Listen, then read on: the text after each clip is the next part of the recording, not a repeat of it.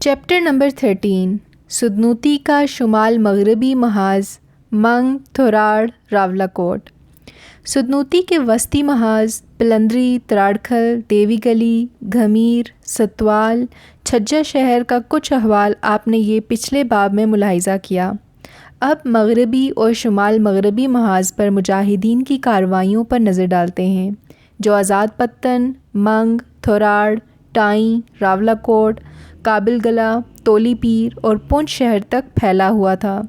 یہاں یہ بات ذکر کرتے چلیں کہ سدنوتی کا جنوب مشرقی محاذ ڈوگرا فوج کی تعیناتی اور گرفت سے محفوظ تھا۔ یہ وسیع علاقہ نالیاں، تالا واڑی، بیتراں، نہریاں، چوکیاں، کالاں، بساڑی، کنجیری، کوہالہ، بلوچ اور دھمن تک پھیلا ہوا ہے۔ اس علاقے میں ڈوگرا فوج تعینات نہیں تھی، اس لیے یہاں کوئی معرکہ نہیں ہوا۔ آزاد پتن 1 اگست 1947 کو ڈوگرا فوجیوں کے چنگل سے آزاد کرا لیا گیا تھا۔ جیسا کہ پہلے اس معرکے کا ذکر ہو چکا ہے، 3 اکتوبر 1947 کو کانچری گلہ میں گھات لگا کر نائک بعد ازاں صوبیدار اللہ دتہ نے پونچھ کے اسپیشل مجسٹریٹ جگت رام کو قتل کر دیا۔ مقتول سے ایک ڈائری ملی جس میں پونچھ کے مختلف محاذوں پر جاری اور آئندہ کے آپریشنوں کے بارے میں حیرت انگیز انکشافات سامنے آئے۔ ان انکشافات کے مطابق سدنوتی میں سدنوں کے خلاف 1832 کی طرز پر قتل عام کی منصوبہ بندی کی نشاندہی ہو رہی تھی، لیکن وہ 100 سال پہلے کا زمانہ تھا۔ اس وقت سدن نہتے اور غیر مسلح تھے۔ اب سدنوتی میں 50,000 کے قریب تربیت یافتہ فوجی تھے جو ڈوگروں سے 1832 کا انتقام لینے کے لیے بالکل تیار کھڑے تھے۔ معرکہ منگ، تھوراڑ۔ منگ میں لیفٹیننٹ جگت دیش سنگھ کے زیر کمان 9 جموں و کشمیر انفینٹری بٹالین کی ایک کمپنی اور راشٹریہ سیوک سوامی سنگھ RSS کے انتہا پسند ہندو صوبیدار ہری چند اور صوبیدار بھگت رام کی قیادت میں تعینات کر دیے گئے تھے۔ یہ سپاہی گشت پر تھے کہ مجاہدین آزادی نے ان پر حملہ کر دیا۔ ان مجاہدین کی قیادت منگ میں ہوم گارڈ کے کمانڈر صوبیدار محمد افسر خان کر رہے تھے۔ فریقین میں 2 دن تک لڑائی جاری رہی جس میں دونوں جانب کافی نقصان ہوا۔ صوبیدار افسر خان دشمن کی ایک مشین گن پوسٹ پر حملے کے دوران 6 اکتوبر کو شہید ہو گئے۔ گن پوزیشن تباہ کر دی گئی۔ دشمن کی حالت جب نازک صورتحال اختیار کر گئی تو راولاکوٹ کے area commander lieutenant colonel Ram Lal کمک لے کر منگ پہنچے۔ اس نے خطرناک صورتحال کا جائزہ لے کر 10 اکتوبر تک منگ کا گھیر یسرن خالی کر کے تھوراڑ کی طرف جانے کا حکم دے دیا۔ تھوراڑ، منگ اور راولاکوٹ نیز راولاکوٹ اور ٹائیں کے درمیان ایک انتہائی اہم مقام ہے، جہاں ڈوگروں نے تقریباً 1 بٹالین برابر نفری تعینات کر رکھی تھی، جن میں 9 انفینٹری بٹالین کی ایک کمپنی، RSS اور پولیس کی 3 رائفل کمپنیاں شامل تھیں، جو کیپٹن پرکاش چند کے زیر کمان تھیں۔ ٹائیں میں صوبیدار پرمود سنگھ کی زیر کمان 9 انفینٹری بٹالین کی ایک اور کمپنی تعینات تھی۔ یہ ڈوگرا اور سکھ فوجی اس علاقے کے سبھی اہم گاؤں اور مقامات کی پیٹرولنگ اور گشت کر رہے تھے۔ 3 اکتوبر 1947 کو صبح ہوتے ہی مجاہدین نے رہاڑہ کے صوبیدار بوستان خان کی قیادت میں تھوراڑ میں دشمن کے خلاف کارروائی شروع کر دی۔ انہوں نے تھوراڑ میں ڈوگرا فوجیوں کی نقل و حرکت چیک کرنے کے لیے آبزرویشن پوسٹیں قائم کر کے انہیں راولاکوٹ، منگ یا ٹائیں کی طرف سے متوقع کمک اور سپلائی لائن کو ہراساں کرنے کے لیے جارحانہ گشت شروع کر دی۔ دشمن کی نقل و حرکت اور اپنے انٹیلیجنس ذرائع سے انہیں پتہ چلا کہ تھوراڑ اور اس کے گرد و نواح میں وہ مجاہدین کے خلاف بڑے آپریشن کی منصوبہ بندی کر رہے ہیں۔ چنانچہ مجاہدین کمانڈر صوبیدار بوستان خان نے اگلی رات ہی دشمن پر حفظ ما تقدم کے طور پر حملہ کرنے کا فیصلہ کر لیا۔ اسی اثناء میں پونچھ سدنوتی سیکٹر کے چیف کمانڈر کیپٹن حسین نے نڑ کے صوبیدار بوستان خان کو تھوراڑ بھیجا اور رہاڑہ کے صوبیدار بوستان خان کو راولاکوٹ بلا لیا۔ چنانچہ تھوراڑ میں ایک بوستان خان کی جگہ دوسرے بوستان خان نے مجاہدین کی کمان سنبھال لی۔ مجاہدین کے گشتی دستوں نے دریں اثنا منگ سے تھراڑ کی طرف پسپائی اختیار کرنے والے فوجیوں پر حملہ کر کے ان کو کافی جانی نقصان پہنچایا، ان کے ہتھیاروں پر قبضہ کر لیا۔ اسی طرح منگ سے بے شمار اسلحہ اور گولہ بارود بھی مجاہدین کے ہاتھ آ گیا، لیکن 9 JK انفینٹری بٹالین کا کمانڈر کرنل رام لال جان بچا کر راولاکوٹ واپس چلا گیا۔ مجاہدین نے تھراڑ کے مقام پر منصوبے کے مطابق بھرپور حملہ کیا، لیکن تلواروں اور درہ وال رائفلوں سے مسلح مجاہدین کے پہلے گروپوں کو اس حملے میں کامیابی نہیں ہو سکی۔ ان کا کافی جانی نقصان بھی ہوا۔ 30 مجاہدین کے تیسرے گروپ نے متاثرہ اور متعین ہدف پر حملہ کر کے شدید لڑائی کے بعد صبح 5 بجے تک قبضہ کر لیا۔ چوتھے گروپ نے بھی اپنی جانب سے یلغار کر دی۔ ان مسلسل حملوں کے باوجود مزید کامیابی نہیں ہوئی، لیکن ان مسلسل حملوں سے ڈوگرا فوجی خوفزدہ ہو گئے۔ ان کے کمانڈر کیپٹن پرکاش چند نے خوف کے عالم میں راولاکوٹ ہیڈ کوارٹر کو SOS بھیج کر فوری کمک کی درخواست کی۔ کرنل رام لال نے فوراً بھاری کمک ارسال کر دی۔ اس نے ٹائی میں تعینات کمپنی کو بھی تھراڑ پہنچنے کا حکم دیا۔ بعض ذرائع کے مطابق کرنل رام لال از خود یہ کمک لے کر تھراڑ پہنچا۔ راولاکوٹ منگ سے 23 میل اور تھراڑ سے 16 میل دور ہے۔ راستے میں بہترین جنگل سے گزرتے ہوئے رام لال کی بھیجی گئی تازہ کمک پر نائب صوبیدار بعد ازاں کیپٹن بگا خان کی قیادت میں مجاہدین نے حملہ کیا اور انہیں کافی نقصان پہنچایا، لیکن یہ کمک تھراڑ پہنچنے میں کامیاب ہو گئی۔ انہیں بحر صورت پہنچنا تھا، یہ ان کی زندگی اور موت کا مسئلہ تھا۔ دشمن کی اس تگ و دو سے اندازہ ہوتا ہے کہ وہ تھراڑ پر بحر صورت قبضہ برقرار رکھ کر مجاہدین کا قلعہ کما کرنا چاہتے تھے، لیکن مجاہدین نے آئندہ 6 دنوں میں دشمن پر تابڑتوڑ حملے کیے اور ان کے جوابی حملوں کا مردانہ وار مقابلہ کیا۔ اس لڑائی میں دونوں جانب بھاری نقصان ہوا۔ مجاہدین کا تعلق انہی علاقوں سے تھا۔ وہ نئے جذبے اور اپنے مقاصد کی حقانیت اور اسے حاصل کرنے کے عزم سے سرشار تھے، جبکہ ڈوگروں کے راستے اور ذرائع روز بروز مشکل ہوتے جا رہے تھے۔ ان کے حوصلے پست ہوتے گئے۔ مجاہدین کے مسلسل دباؤ کے سامنے انہوں نے ہمت ہار دی۔ چنانچہ کرنل رام لال نے 15 اکتوبر تک تھراڑ کے غیر یسرن کو راولاکوٹ منتقل کرنے کا حکم دے دیا۔ تھراڑ کی لڑائی میں تقریباً 400 ڈوگرا فوجی مارے گئے، جبکہ 29 مجاہدین شہید ہوئے اور 33 زخمی۔ مجاہدین نے اس لڑائی کے نتیجے میں سینکڑوں رائفلیں، گولہ بارود اور دیگر ساز و سامان پر قبضہ کر لیا۔ منگ اور تھراڑ کی لڑائی میں مقامی خواتین کا کردار۔ خطرات کے باوجود کئی رضاکار خواتین نے منگ اور تھراڑ کے معرکوں میں بھرپور حصہ لیا۔ انہوں نے مجاہدین کے لیے خشک راشن، مکئی اور چھولے بھنے ہوئے، پکا پکایا کھانا اور پانی فراہم کیا۔ حتیٰ کہ فائرنگ کے دوران بھی اپنی جانوں کی پرواہ کیے بغیر وہ لڑائی کے محاذ پر مجاہدین کی خدمت کے لیے موجود رہیں۔ ان درجنوں خواتین میں سے بوستان فورس کی رول میں درج 3 خواتین مجاہدات حسین بی بی، حسن بی بی اور جبرا بیگم نے تھراڑ کی جنگ میں جام شہادت نوش کیا۔ ان میں سے ایک مجاہدہ حسین بی بی کو بعد از وفات مجاہد حیدری کا تمغہ دیا گیا۔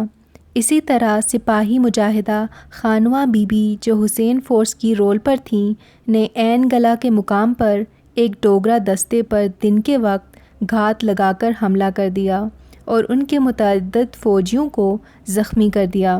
وہ اس شجاعانہ حملے میں شہید ہو گئیں اور بعد از وفات مجاہد حیدری کے اعزاز سے نوازی گئیں۔ بشیر سدوزئی نے اپنی تالیف جہاں سروں کی فصل کٹی میں تھراڑ کے معرکوں میں حصہ لینے والے مجاہدین میں مولانا عبدالعزیز تھراڑوی، کیپٹن بوستان خان، سلمان خان اور لیفٹیننٹ بوستان خان کے نام خصوصی طور پر ذکر کیے ہیں۔ انہوں نے محمد اختیار نامی ایک شہید کا ذکر بھی کیا ہے جو والدین کا اکلوتا بیٹا تھا۔ لڑائی کے دوران اس کی ایک آنکھ ضائع ہو گئی تو اس نے کہا کہ وہ ایک آنکھ لے کر گھر نہیں جائے گا۔ جہادی جذبے سے سرشار اس نوجوان نے لڑائی جاری رکھی اور بالآخر جام شہادت نوش کر گیا۔ مولانا عبدالعزیز تھراڑوی مرحوم کی جہادی خدمات کا ذکر مولانا محمد یوسف مرحوم کے گزشتہ باب میں گزر چکا ہے۔ عارف سدوزئی نے مجاہد کمانڈر بوستان خان کے بارے میں مقامی زبان کا ایک رزمیہ شعر ذکر کیا ہے۔ ڈوگرے پچھتے بوستانے نہ گھر کیڑا، اچی نکی تے ڈبہ والا بیڑا۔ مارکہ راولاکوٹ۔ منگ اور تھراڑ کی پسپائی کے بعد ڈوگرا کے بچے کچے فوجی راولاکوٹ لنگر انداز ہوئے، جہاں ہسپتال میں زخمیوں کا علاج کئی دنوں تک کیا جاتا رہا۔ اسی دوران پنچ سے وراستہ تولی پیر مزید ڈوگرا اور RSS کے انتہا پسند فوجی اسلحہ اور گولہ بارود لے کر راولاکوٹ پہنچ گئے۔ ڈوگرا کمانڈر کرنل رام لال نے راولاکوٹ کا دفاع مضبوط کرتے ہوئے فوجی کارروائیوں کے دائرے اور گشت کو دھرمسال، ڈھری، ڈنہ، ٹوپی، انیاری، ہسپتال اور پولیس اسٹیشن کی پہاڑیوں تک وسیع کر دیا اور علاقے میں جارحانہ گشت اور دہشت گردی شروع کر دی۔ پونچھ سے تازہ کمک ملنے کے بعد راولاکوٹ میں ڈوگرا فوج کی تعداد 1 بریگیڈ کے برابر ہو گئی، جس میں 1 جموں و کشمیر اور 9 JK انفینٹری بٹالین کے علاوہ 2000 کے لگ بھگ پولیس اور راشٹر سوامی سیوک سنگھ RSS کے انتہا پسند ہندو بھی شامل تھے۔ ڈوگروں نے چک میں ہوائی پٹی بنانے کی کوشش کی، جسے حسین فورس نے ناکام بنا دیا۔ اسی دوران منگ اور تھراڑ لڑائیوں کے غازی رہاڑہ کے صوبیدار بوستان خان کی زیر قیادت کافی مجاہدین 14-15 اکتوبر کی شب راولاکوٹ پہنچ چکے تھے۔ 17 اکتوبر کو صبح سویرے ڈوگرا فوجیوں نے تراڑ پر حملہ کر دیا۔ اس حملے میں انہوں نے لوگوں کے گھروں کو جلانا اور جائیدادوں کو نقصان پہنچانا شروع کر دیا۔ ڈوگرا 2 کمپنیوں کی نفری کے ساتھ یہاں حملہ آور ہوئے۔ تراڑ میں نائب صوبیدار اللہ دتا خان کی قیادت میں ہوم گارڈ نے ڈوگروں کے خلاف جوابی کارروائی شروع کر دی۔ ڈوگرے بھاری جانی نقصان اٹھا کر پسپا ہو گئے۔ 21 اکتوبر کو ڈوگروں نے برمنگ پر بھی اسی طرح حملہ کر دیا، جسے مجاہدین نے جوابی حملہ کر کے پسپا کر دیا۔ ڈوگروں کے ان حملوں اور علاقے میں گشت کے دوران انہیں محسوس ہوا کہ وہ پل وادی میں محصور ہو گئے ہیں۔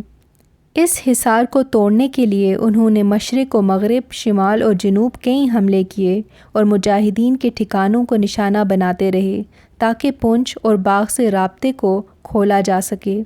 تراڑ پر حملے کے بارے میں مقامی ذرائع کا کہنا ہے کہ یہاں سردار محمد عالم کے گھر میں نڑ والے کپتان بوستان خان کے مجاہدین کا کیمپ تھا۔ اس حملے میں تراڑ کے مکین جنگ خان، محمد امیر خان، سیدل خان، مصری خان، سائیں، بھولا اور ایک خاتون شہید ہو گئے۔ 23 اکتوبر کو صبح سویرے ڈوگروں کی ایک بٹالین نے راشٹریہ انتہا پسندوں کے ہمراہ پوٹھی مکوالا پر حملہ کر دیا، جہاں شدید لڑائی ہوئی۔ ڈوگروں کے 17 فوجی مارے گئے۔ گولہ بارود سے لدی 3 خچریں چھوڑ کر ڈوگرا بھاگ گئے۔ اس کے بعد انہوں نے تراڑ پر دوسرا حملہ کر دیا۔ صوبیدار میجر علی شیر کی زیر قیادت مجاہدین نے اس حملے کو بھی انہیں بھاری نقصان پہنچا کر پسپا کر دیا۔ کہتے ہیں کہ تراڑ پر ڈوگروں کے دوسرے حملے کی لڑائی 2 دن تک جاری رہی۔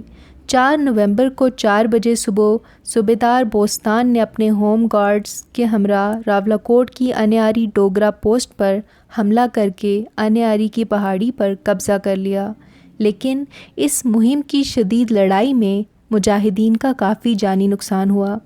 23 مجاہدین شہید ہو گئے اور 22 زخمی ہوئے۔ اس صورتحال میں مزید پیش رفت ناممکن ہو گئی۔ دشمن کے پکے مورچے تھے جنہیں تباہ کرنا کافی مشکل تھا۔ مزید حملے فی الحال ملتوی کر دیے گئے۔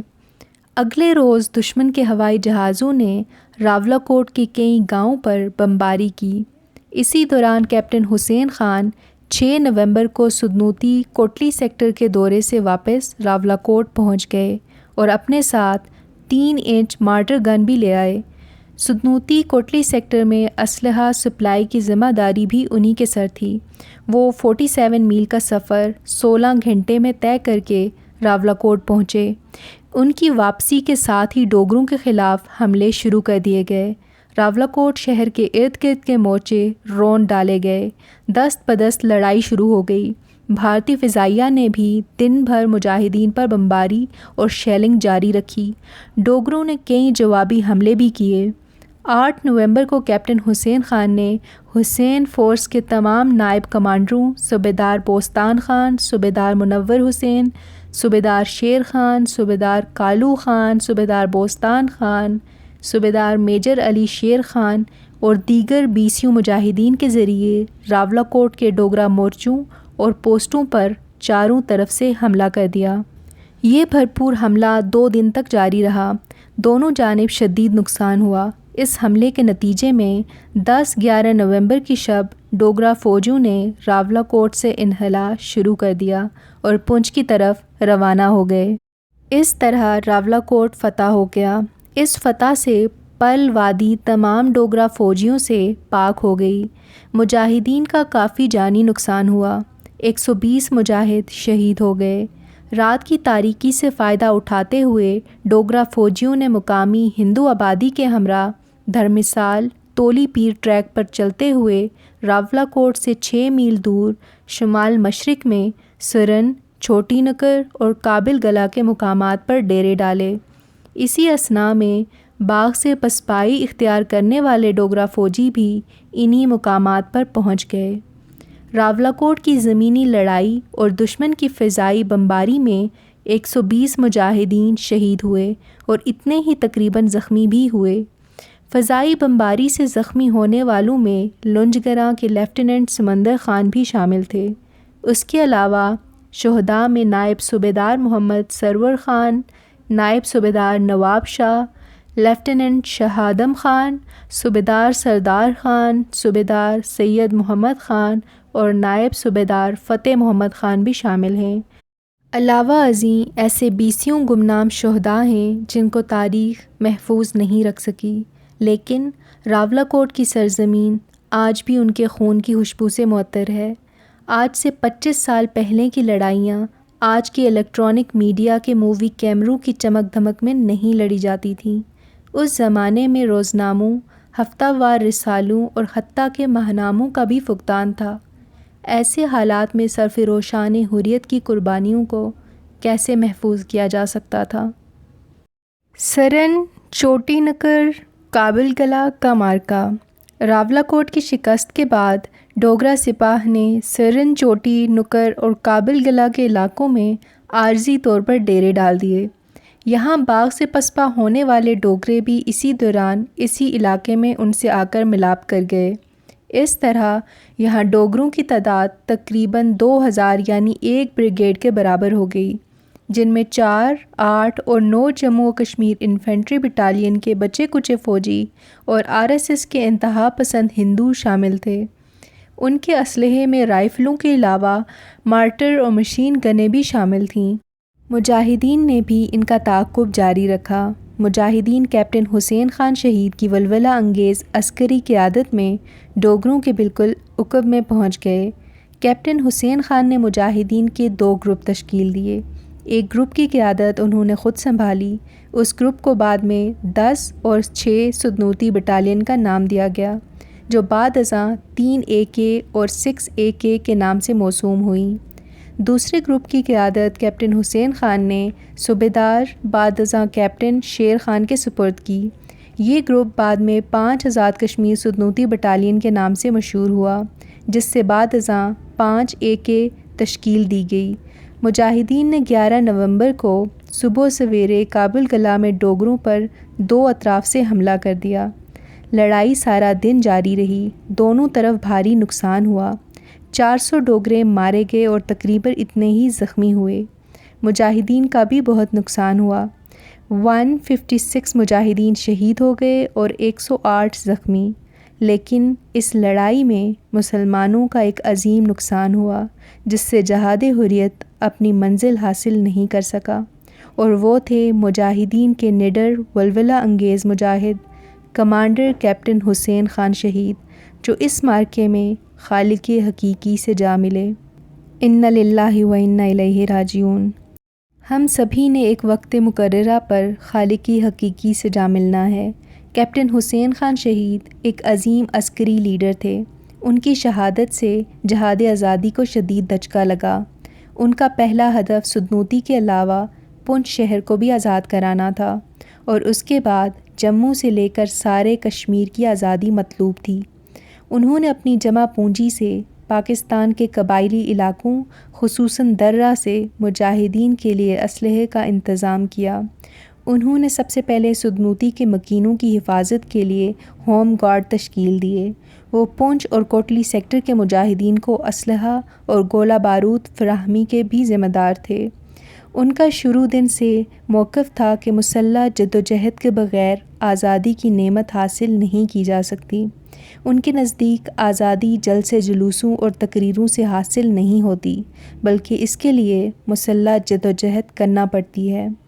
ہمارے ایک ہمعصر مورخ بشیر سدزئی نے اپنی تالیف میں کیپٹن حسین خان کی شہادت اور جائے شہادت کا ذکر کرتے ہوئے لکھا ہے کہ دشمن نے کافی عرصہ پہلے سے ہی عسکری اہمیت کی ایک پہاڑی کلوٹی پر مورچہ بنا رکھا تھا، اور دوسری جانب راولاکوٹ اور باغ سے فرار ہونے والے فوجیوں نے ڈھیری یا چوٹی نکر پر گن نصب کر دی تھی، جبکہ کابل قلعہ شہید قلعہ ان دونوں مورچوں کے درمیان میں تھا، جہاں کیپٹن حسین شہید مورچہ بند تھے۔ ڈوگروں کے ان دونوں مورچوں کی طرف سے شدید گولہ باری کی زد میں آ کر 11 نومبر کو مرحوم شہید ہوئے۔ اس گولہ باری میں مقامی مجاہد شیر احمد خان اور گلاب دین بھی شہید ہو گئے، جنہوں نے کالوٹی کا مورچہ فتح کرنے کی غرض سے اس پر چڑھائی کی۔ وہ اس مورچے سے چند گز کے فاصلے پر پہنچ گئے تھے کہ شہید ہو گئے۔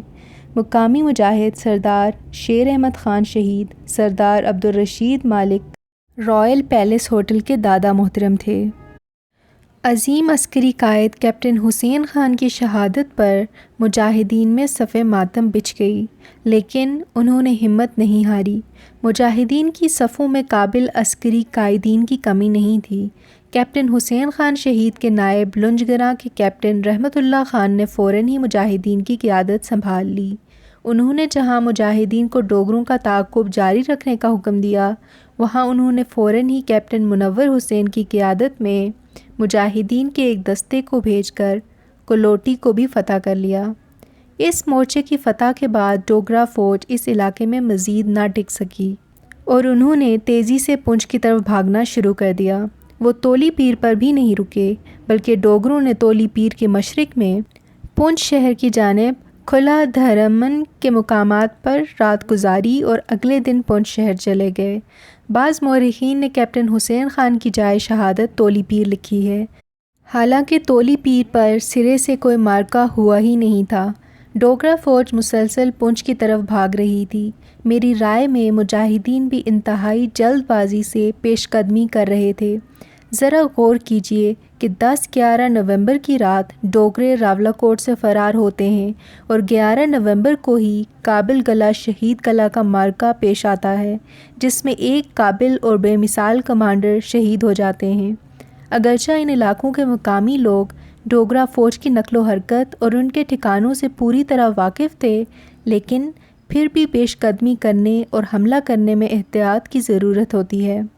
جنگی حالات میں دشمن کے سبھی مورچوں کا صحیح علم ہونا چاہیے اور اس کی روشنی میں مورچہ بند ہونا چاہیے، لیکن مسلمان ہونے کے ناطے ہمارا ایمان ہے کہ ہر شخص کی موت کا ایک وقت مقرر اور اٹل ہے، جسے آگے یا پیچھے نہیں کیا جا سکتا۔ کیپٹن حسین خان شہید عسکری صلاحیتوں کے اعتبار سے اس قدر اعلیٰ درجے پر فائز تھے کہ انگریز فوج کی برٹش انڈین آرمی میں ہی ان کو کپتان کے عہدے پر ترقی دے دی گئی تھی۔ برٹش انڈین آرمی کی ایسی بہت ہی کم مثالیں ملتی ہیں۔ پونچھ شہر کا محاصرہ۔ ریاست پونچھ کا صدر مقام پونچھ شہر ہے۔ ریاست پونچھ کو سکھ حکمران مہاراجہ رنجیت سنگھ نے 1820 میں جموں کے راجہ گلاب سنگھ کے چھوٹے بھائی دھیان سنگھ کو جاگیر کے طور پر دے دیا تھا۔ 1947 میں اس شہر کی آبادی تقریباً 1 لاکھ کے لگ بھگ تھی۔ مسلم آبادی زیادہ تھی، جبکہ ہندو اور سکھ بھی آباد تھے۔ 1935 میں مہاراجہ جموں و کشمیر ہری سنگھ نے اسے اپنی ریاست میں ضم کر لیا تھا۔ اس ریاست کی سدنوتی تحصیل کے باسی زیادہ تر سدن ہیں، جن کا آبائی تعلق افغانستان کے حکمران قبیلے سدزئی درانی سے ہے۔ یہ لوگ روایتی طور پر طبیعت اور مزاج کے اعتبار سے مارشل نسل ہیں۔ پہلی جنگ عظیم میں 20,000 سدنوں نے فوجی خدمات انجام دیں، جبکہ دوسری جنگ عظیم میں 60,000 سدنوں نے افریقہ، مشرق وسطیٰ اور مشرق بعید میں فوجی خدمات انجام دیں۔ 1947 میں سدنوں کی مجموعی آبادی تقریباً 12 لاکھ تھی۔ 1947 میں پونچھ شہر کا چاروں اطراف سے محاصرہ کرنے والے سبھی کمانڈر سدن ہی تھے، جن میں کپتان رحمت اللہ خان لنجگرہ، کپتان فیروز خان تالاباڑی اور کپتان ہدایت خان کوہالہ کے نام تاریخ میں سنہری حروف سے لکھے جانے کے قابل ہیں۔ جہاد آزادی کے ان کمانڈروں کی مجموعی قیادت کیپٹن حسین خان حسین کوٹ کے ہاتھ میں تھی۔ اگر وہ 11 نومبر 1947 کو شہید نہیں ہوتے تو وہ پونچھ کے محاصرے اور اس کی فتح کے بھی کمانڈر ان چیف ہوتے۔ 9 ماہ تک مجاہدین نے پونچھ کا محاصرہ تو کیے رکھا، لیکن اس کی فتح میں وہ کامیاب نہیں ہو سکے۔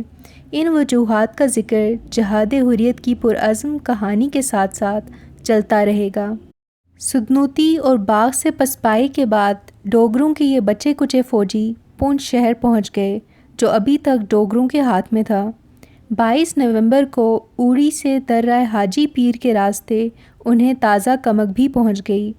پونچھ شہر کے پولو گراؤنڈ کو انہوں نے پہلے ہی ڈکوٹا جہازوں کے اترنے اور اڑنے کے قابل بنا دیا تھا، اور پونچھ شہر کے ارد گرد پہاڑیوں پر مضبوط مورچے اور بارودی سرنگیں بچھا دی تھیں۔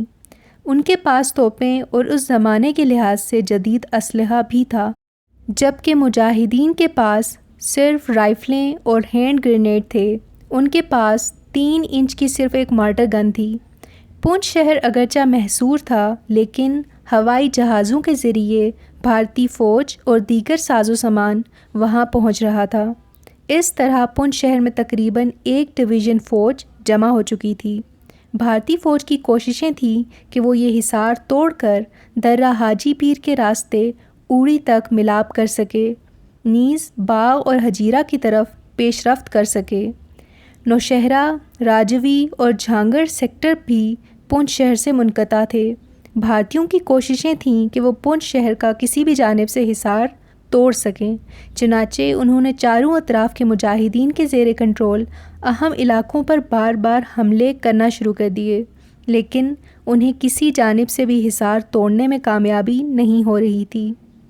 کیپٹن رحمت اللہ خان نے پونچھ سیکٹر کے مجموعی کمانڈر کا چارج سنبھال لیا۔ مجاہدین میں زیادہ تر راولاکوٹ، پلندری، منگ، تھوراڑ، تراڑکھل، نہریاں، کالاں، تراڑکھل اور بساڑی کے سابق فوجی اور رضاکار شامل تھے۔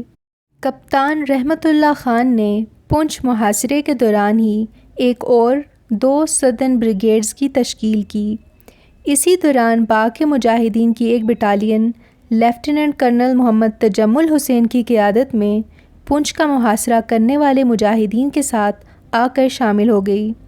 کرنل تجمل حسین کو باغ سردارہ راولپنڈی میں قائم آزاد کشمیر فورسز کے جنرل ہیڈ کوارٹر نے باغ سیکٹر کا سیکٹر کمانڈر مقرر کیا تھا، جہاں سے GHQ کو مسلسل شکایات موصول ہو رہی تھیں کہ باغ کے ایک نام نہاد کمانڈر مجاہدین کی راہ میں روڑے اٹکا رہا ہے، اور اس نے صرف مال غنیمت جمع کرنے پر توجہ مرکوز کر رکھی ہے۔ ان تہذیب کارانہ سرگرمیوں کی تفصیل آگے کسی باب میں دی جائے گی۔ کرنل تجمل حسین کی زیر قیادت مجاہدین فورسز بعد ازاں جنگ کے دوران 29 اور 30 AK کے نام سے تشکیل دی گئیں۔ دریں اثنا صوبیدار بعد ازاں میجر بوستان خان رہاڑہ نے 33 نوٹ میں 15 نومبر 1947 کو ہرنامیرا، پاچیوٹ، رہاڑہ، کھڑک، تراڑ، پوٹھی مکوالا، سون، لنجگرہ اور میتال میرا کے مجاہدین کو ضم کر کے 10 آزاد کشمیر سدنوتی بٹالین کی بنیاد رکھی۔ ان مجاہدین نے منگ، تھوراڑ اور راولا کوٹ کی لڑائیوں میں بہادری اور شجاعت کے کارنامے سر انجام دیے تھے اور 14 نومبر تک کے مارکوں میں شریک تھے۔ یہ بٹالین 500 مجاہدین پر مشتمل تھی۔ اس کے 200 افسر اور جوان 303 اور درہ وال رائفلوں سے لیس تھے۔ تشکیل پاتے ہی اسی بٹالین کی ایک کمپنی کو چڑی کوٹ، دوسری کو کھڑی دھر مثال اور تیسری کمپنی کو گلپور تعینات کیا گیا۔ 17 نومبر کو اس بٹالین نے کھڑی دھر مثال اور 19 نومبر کو رنگور نالے کے شمال میں واقع تروٹی دھر مثال، چک اور پولاس پر قبضہ کر لیا۔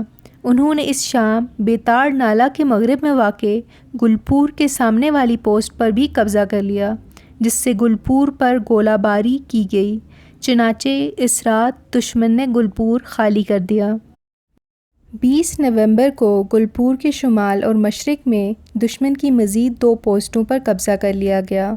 شام کے وقت 5 سدنوتی اور کپتان فیروز خان کی 8 سدنوتی نے ایک مشترکہ ایکشن میں گلپور، ستوال، کھڑی دھر مثال اور چک کے مورچوں کو خالی کرا لیا۔ 21 نومبر کو پولاس اور رک پولاس کو بھی زیر نگیں کر لیا گیا۔ اسی شام کپتان بگا خان اور کپتان اللہ دتا کی 2 کمپنیوں نے دشمن کی نکر پوسٹ کی طرف پیش قدمی کی، جو چڑی کوٹ اور ربا تانوالی کے درمیان تھی، لیکن ناکامی ہوئی۔ دوسرے دن کمانڈنگ آفیسر کپتان بوستان خان کی قیادت میں حملہ کیا گیا اور نکر کا علاقہ فتح کر لیا گیا۔ کمانڈنگ آفیسر نے 24-25 نومبر کو ربا تانوالی مورچے کو بھی فتح کرنے کی کوشش کی، لیکن کافی جانی نقصان کے بعد یہ مہم ترک کر دی گئی۔ 28 نومبر کو کمانڈنگ آفیسر نے خود مور کوٹ پر حملہ کیا، لیکن کافی جانی نقصان کی وجہ سے پیچھے ہٹنا پڑا۔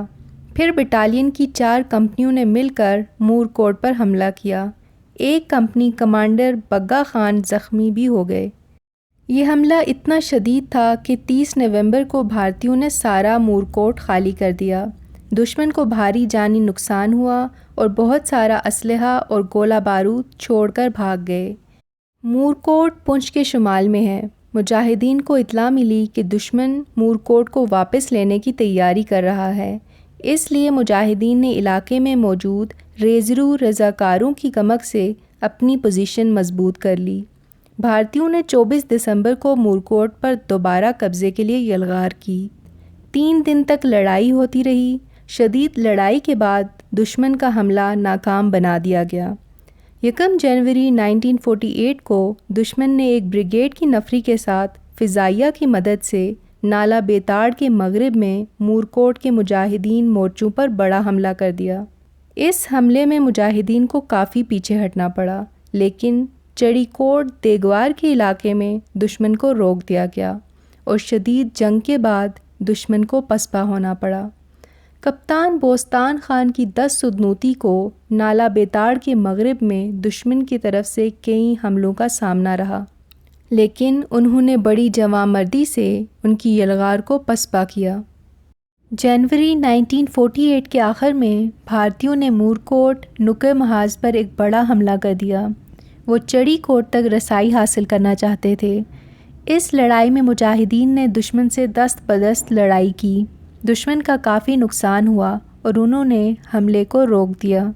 اگلے دن مجاہدین نے دشمن پر شدید جوابی حملہ کیا۔ بھارتیوں کو پھر پونچھ شہر کی طرف پسپا ہونا پڑا۔ بہت سارا اسلحہ اور گولہ بارود مجاہدین کو مل گیا۔ مجاہدین کی دشمن کے خلاف یہ بہت بڑی کامیابی تھی، جس سے ان کے حوصلوں اور اعتماد میں بے پناہ اضافہ ہوا۔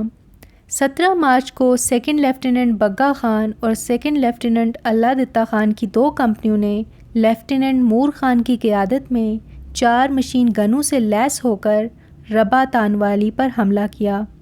8 اور 6 سدنوتی کی مدد سے مجاہدین نے نالہ بیتاڑ کو عبور کر لیا، لیکن بدقسمتی کہ اس وقت یالہ باری اور آندھی کی وجہ سے ایک بہت بڑا طوفان برپا ہو گیا۔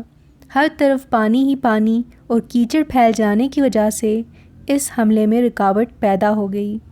لیفٹیننٹ مور خان کو اپنی خدمات کے صلے میں شیر جنگ کا اعزاز ملا۔ اپریل 26-27 کی شب بھارتی فوج کی بھاری تعداد نے سلوتری پر حملہ کر دیا۔ اس علاقے پر 10 سدنوتی کی ڈی کمپنی کا کنٹرول تھا۔ کمپنی کمانڈر سیکنڈ لیفٹیننٹ افسر خان نے اپنے ریز رو فوجیوں کو دشمن کے عقب میں جا کر حملہ کرنے کی ہدایت دی، جس سے دشمن نے پریشانی کے عالم میں 7 مردے اور اسلحہ چھوڑ کر فرار کی راہ اختیار کی۔ چھجا میں کیپٹن فیروز خان کی 8 سدنوتی 4AK تعینات تھی۔ 18 مئی 1948 کو بھارتی فوج نے اس پر حملہ کر دیا۔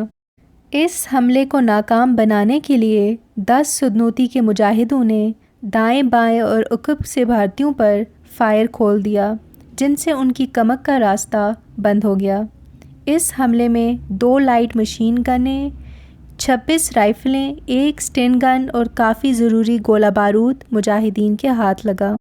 اگلے دن نائک نور عالم نے اس ایک مشین گن کے فائر سے دشمن کا جہاز مار گرایا۔